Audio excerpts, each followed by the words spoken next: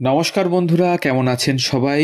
গল্প যেখানে সত্যি চ্যানেলের আরও একটি নতুন গল্পে আপনাদের সকলকে আবারও স্বাগত জানাই। আমাদের চ্যানেলে নতুন হলে অবশ্যই আমাদের চ্যানেলটিকে সাবস্ক্রাইব করে পাশে থাকবেন, বেল আইকনটিকে প্রেস করে নেবেন পরবর্তী গল্প খুব তাড়াতাড়ি আপনাদের কাছে পৌঁছে যাওয়ার জন্য। আর অবশ্যই ভালো লাগলে কাছের মানুষদের সাথে একটু শেয়ার করবেন আমাদের গল্পগুলো। আমাদের গল্প পোস্ট করার সময় প্রতিদিন ঠিক সকাল 9টা থেকে 9:30। তখন গ্রীষ্মের ছুটি। শিমলেপাড়ার কৃষ্ণচন্দ্র ওরফে বাবু সকাল থেকেই বাড়ির ছাদে ঘুড়ি ওড়াতে ব্যস্ত। মাঝে মাঝে ছেলের ওপরে বিরক্ত হয়ে মা বলতেন, ছেলেটার ওই এক মহাদোষ, সারাদিন শুধু ঘুড়ি আর ঘুড়ি। কাঠফাটা রোদ যখন আকাশটাকে জ্বালিয়ে দিচ্ছে, সেই জ্বলন্ত আকাশের দিকে এক দৃষ্টে চেয়ে ঘুড়ি ওড়ানোর মত্ত 13 বছরের সেই কিশোর। এমনই একদিন বিকেলে ছাদ থেকে নেমে এসে মাকে বলেছিলেন, চোখটা কেমন জ্বালা জ্বালা করছে, সবকিছুই কেমন ঝাপসা দেখছেন। ডাক্তার দেখানো হলো। ক্রমেই তার দৃষ্টিশক্তি ক্ষীণ থেকে ক্ষীণতর হয়ে যেতে লাগলো। শেষ পর্যন্ত কলকাতা মেডিকেল কলেজের এক অভিজ্ঞ চিকিৎসককে দেখানো হলো। তিনি বললেন, চোখের যা অবস্থা তাতে অন্ধ হয়ে যাওয়াটাই স্বাভাবিক। তবু চোখে ড্রপ দিলেন, বললেন রাতে শোয়ার আগে চোখে দিতে। তবুও যা হওয়ার তাই হলো। রাতে শোয়ার আগে চোখে ড্রপ দেওয়ার পরেই কৃষ্ণচন্দ্র আর চোখে দেখতে পেলেন না, পুরোপুরি অন্ধ হয়ে গেলেন। আকস্মিক দুচোখে নেমে এলো অন্ধকার। সারা জীবন পরনির্ভরশীল এবং সহানুভূতির পাত্র হয়েই কাটাতে হবে ভেবে মেধাবী ডানপিতে কৃষ্ণচন্দ্রের জীবন এক অন্তহীন তমসায় আচ্ছন্ন হয়ে পড়ল। এভাবেই দিন কাটছিল ভয়ঙ্কর বিষণ্ণতায়। ছোট থেকেই কৃষ্ণচন্দ্র একটি বিশেষ গুণের অধিকারী ছিলেন, যে কোনো গান একবার শুনলে হুবহু তা গাইতে পারতেন তিনি। সেদিন হয়তো কেউ অনুমান করতে পারেননি যে পরবর্তীকালে সেই দৃষ্টিহীন কিশোরী হয়ে উঠবেন দেশের এক অপ্রতিদ্বন্দ্বী সুরসাধক। শিমলেপাড়ার মদন ঘোষ লেনে এক মধ্যবিত্ত পরিবারে কৃষ্ণচন্দ্রের জন্ম 24শে আগস্ট 1894 বা 93 মতান্তরে। জন্মাষ্টমীতে জন্ম বলেই তার নামকরণ হয়েছিল কৃষ্ণচন্দ্র। তার বাবা শিবচন্দ্র দে এবং মা রত্নমালা দেবী। মা লক্ষ্য করেছিলেন ছেলের সঙ্গীতের প্রতি আগ্রহ, তাই মায়ের উৎসাহেই শুরু হলো তার সঙ্গীত চর্চা। দৃষ্টিশক্তি হারিয়ে কৃষ্ণচন্দ্র আঁকড়ে ধরলেন সঙ্গীতকে। প্রথমে নাড়া বাঁধলেন সেকালের বিখ্যাত খেয়ালিয়া শশীভূষণদের কাছে। এরপরে টপ্পার শিক্ষা নেন সতীশচন্দ্র চট্টোপাধ্যায়ের কাছে। পরবর্তী সময়ে কৃষ্ণচন্দ্র সঙ্গীতের তালিম নিয়েছিলেন কেরামাতুল্লাহ খান, বদল খান, দবির খান, জমিরুদ্দিন খান এবং মহেশচন্দ্র মুখোপাধ্যায়ের কাছে। এছাড়াও কীর্তন শিখেছিলেন রাধা রমন দাসের কাছে। অত্যন্ত পরিশ্রমী এবং তেজস্বী ছিলেন কৃষ্ণচন্দ্র। সেকালের বহু সম্ভ্রান্ত পরিবারের মতোই নির্মলচন্দ্র স্ট্রিটের বেচারাম চন্দ্রের বাড়িতেও বসত ধ্রুপদী সঙ্গীতের আসর। 1916 নাগাদ সেই বাড়িতেই আয়োজিত একটি আসরে ছিলেন কেরামাতুল্লাহ খান, আবেদ হোসেন খান, আর ছিলেন এক তরুণ বাঙালি শিল্পী। গৌর বর্ণ পরিপাটি বেশভূষা, সুশ্রী সুগঠিত দেহ, কিন্তু বিবর্ণ পলকহীন দুটি চোখ। তাকে আসরে নিয়ে এসেছিলেন কেরামাতুল্লাহ খান। একসময় কেরামাতুল্লাহ তাকে গান শুরু করতে বললেন। সেদিন খেয়াল গেয়ে আসর মাতিয়েছিলেন কৃষ্ণচন্দ্র। সেই থেকেই কলকাতা এবং মফস্বলের বিভিন্ন আসরে তিনি আমন্ত্রণ পেতে থাকেন। মাত্র 18 বছর বয়সে কৃষ্ণচন্দ্রের প্রথম গানের রেকর্ড প্রকাশিত হয় HMV থেকে। হরেনশীলের বাড়িতে গ্রামাফোন কোম্পানির ভগবতী চরণ ভট্টাচার্য তার গান শুনেছিলেন।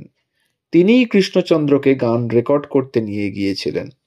গান দুটি ছিল আর চলে না চলে না মাগো এবং মাতোর মুখ দেখে কি।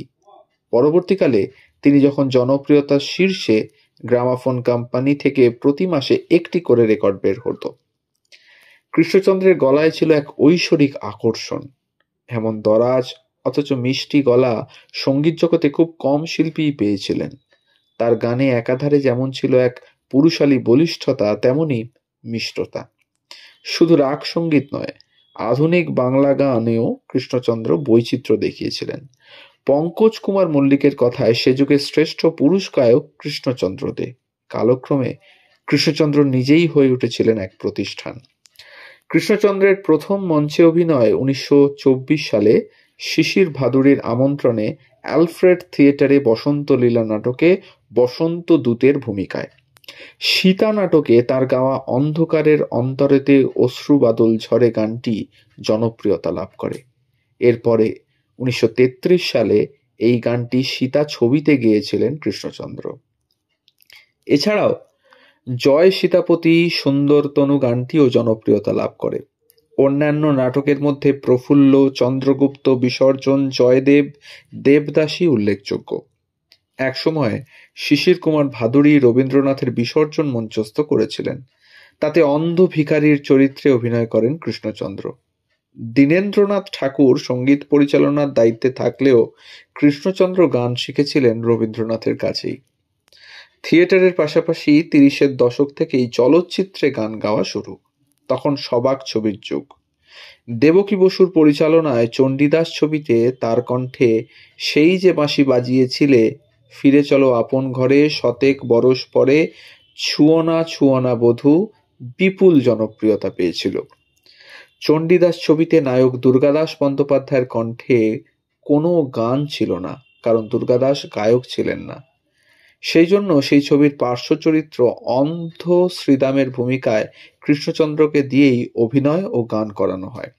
নায়কের মুখে গান না থাকলেও সে অভাব পূর্ণ হয়েছিল কৃষ্ণচন্দ্রের গানে। অন্যান্য ছবিগুলির মধ্যে ভাগ্যচক্র, দেবদাস, গৃহদাহ, বিদ্যাপতি, চাণক্য, আলো ছায়া, পূরবী, বামুনের মেয়ে, মীনাক্ষী এগুলি উল্লেখযোগ্য। কৃষ্ণচন্দ্রের গাওয়া গানগুলি জনপ্রিয় হওয়ার নেপথ্যে সুরকার ও গীতিকারদের ভূমিকাও ছিল গুরুত্বপূর্ণ। বিশেষ করে রবীন্দ্রনাথ, নজরুল, হেমেন্দ্র কুমার রায়, চণ্ডীদাস, বাণীকুমার, অজয় ভট্টাচার্য, শৈলেন রায়, প্রণব রায় প্রমুখ গীতিকারের লেখায় এবং রায়চাঁদ বড়াল ও পঙ্কজ কুমার মল্লিকের সুরে গানগুলি আজও অবিস্মরণীয়। কৃষ্ণচন্দ্র নিজেও সুর করেছিলেন বহু ছবিতে। তার নিজস্ব মালিকানায় কেসি দে প্রোডাকশনের পূরবী এক উজ্জ্বল নজির। এই ছবির সঙ্গীত পরিচালনা করেন কৃষ্ণচন্দ্র এবং তার ভ্রাতুষ্পুত্র প্রণব দে। গানের ছবি পূরবীতে সঙ্গীতাচার্য চন্দ্রনাথের ভূমিকায় অভিনয় করেন তিনি।